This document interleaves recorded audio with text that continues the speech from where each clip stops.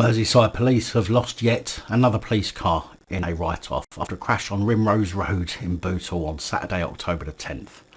At about 10:20 am, the liveried police vehicle crashed with an Audi Q3, which saw the police car end up wedged on top of some railings and saw the road closed until 1 pm.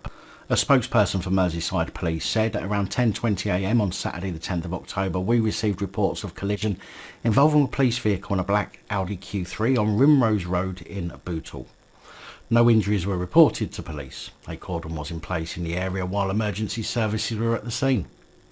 Merseyside Fire and Rescue Service said on arrival, crews were met with a two-vehicle road traffic collision.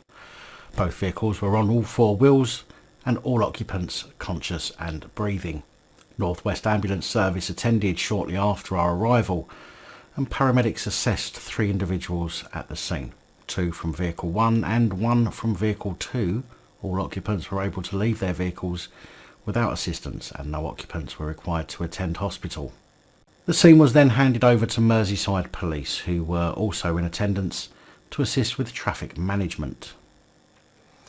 Now, we can see from the image of the police car that it had its blues on, so it was either heading to an emergency call, which funnily enough hasn't been mentioned in the reports I've read, whether they were or not, or they were on their way for 11s and feared that their cup of tea would be cold if they didn't abuse the blues and twos. Now, this is the spot where the incident happened. I know it well. It's not far from where I live. It's a dual carriageway, which means plenty of space to manoeuvre, and although there's no image so far of the Audi Q3, there's only one way I can see that police car ending up on that fence in that manner, and that's if the police car came out of here and the Audi was travelling along Rimrose Road and hit the front end of the police car, spinning it. But it is questionable how the bloody thing got on top of the railings.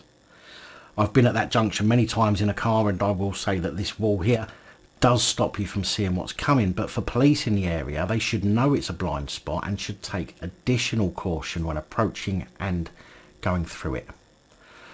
To me, this is yet again another example of police feeling immune when they have their blues and twos on and not giving a single fuck about other road users, expecting them to be the ones to consistently give way to the police without the police having to take any precautionary measures themselves.